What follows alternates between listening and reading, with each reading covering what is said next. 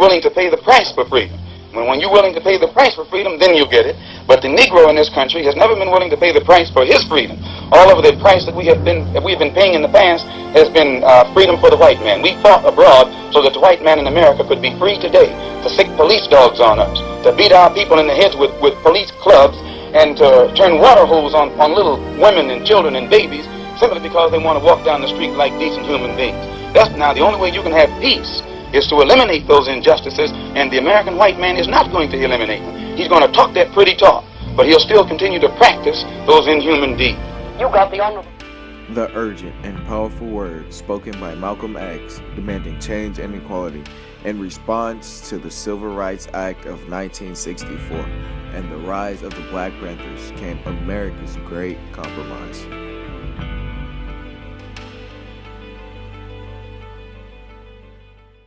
In the 1950s and 60s, the tensions were high in America. The blacks in America were fighting for civil rights and the chance to change the injustice ways that were allowed and overlooked in America. This tension was built from hundreds of years of slavery and inequality, and it created a want for change like nothing before. Blacks were put down and looked over in American society, and they needed to know the blacks were worthy to be treated equal, they were powerful, and proud to be who they were, no matter how bad racism tried to pull them down.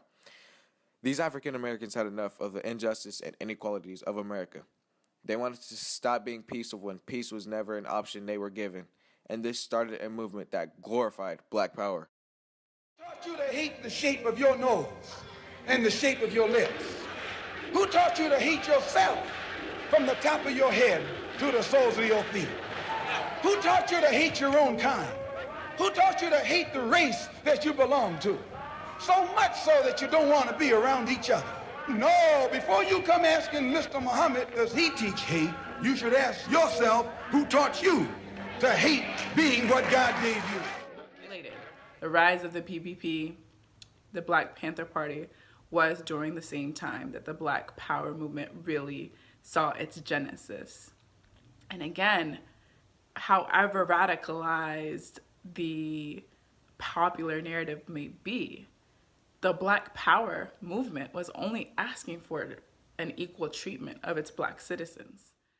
The Black community wanting equality in America at this time was not only unwanted by white supremacy in communities, but also white supremacy in government positions.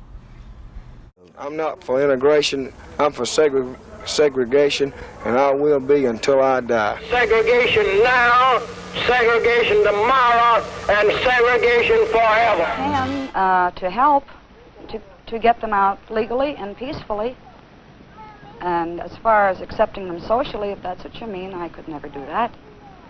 As the world started to see the racist ways of America, they knew that it was time to give the African American citizens the equal opportunities in living in America. Do not enjoy those rights. We believe that all men are entitled to the blessings of liberty. Yet millions are being deprived of those blessings. Not because of their own failures, but because of the color of their skin. The reasons are deeply embedded in history and tradition and the nature of man. We can understand without rancor or hatred how this all happened, but it cannot continue.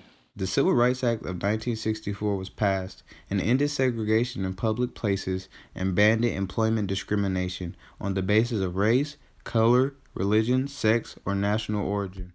Even though the Civil Rights Act of 1964 was passed, there still was racist and unjust ways in American society, and this is what caused the Black Panther Party to have its biggest uprising and change in African American history.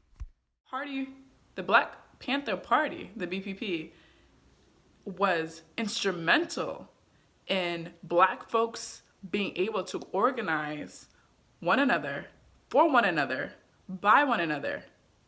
And that's huge.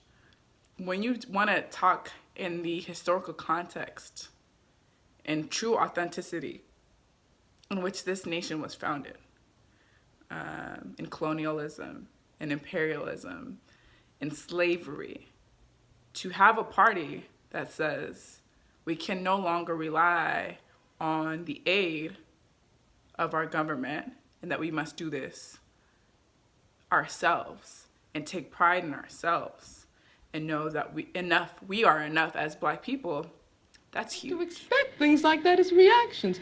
If you are a Black person and live in the Black community all your life and walk out on the street every day seeing white policemen surrounding you, when I was living in Los Angeles, for instance, long before the situation in LA ever occurred, I was constantly stopped. No, the police didn't know who I was, but I was a Black woman, and I had a natural, and they, I suppose, thought that I might be a, quote, militant.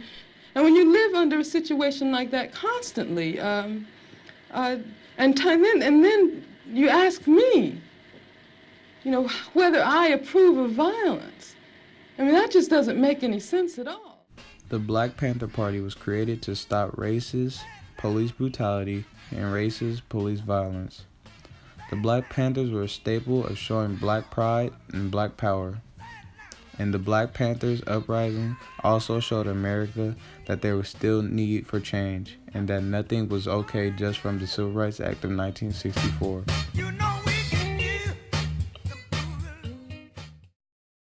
There's only two classes, and that's saying there's a class over here and there's a class over there, and the reason that this class over here has never did anything to get this class off its back, because this is lower, this is upper, this is the oppressed, this is the oppressor, this is the exploited, this is the exploiter.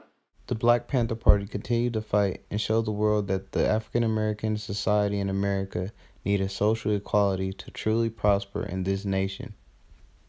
1968, America does move forward, and the bell of freedom rings out a little louder. We have come some of the way, not near all of it. There is much yet to do, and if the Congress sees fit to act upon these 20 messages and some 15 appropriation bills, I assure you that what remains to be done will be recommended in ample time for you to do it after you've completed what's already before you. Thank you. As time went by, the inequality in African American society still continued, but over time reduced a great amount. But I truly believe that the Black Power movement and the Black Panthers passed down their spirit to today's African American generation and showed that when you want something, you must fight for it no matter what. And when you do fight for it, you will results, and the results would and will be worth fighting for. And so what does that look like? Young people, you are so powerful. The power lies in the decisions you make every day. The power lies in your application of what you learn inside school. The power lies in the jobs that you take. The power lies in the way that you treat your friends and how you treat one another. The power lies on whether or not you vote when you have the ability to. When you're old enough, don't ever forget that people died for your right to vote. The power lies in speaking up when you know things aren't right. The power lies in the sacrifices that you are willing to make for the highest and greatest good. The power lies in you, because you are the owners of this time. Do not let anyone confuse you. There is no one that is in more control of the trajectory of our nation's greatness and the challenges that we have yet to overcome than the young people in this country.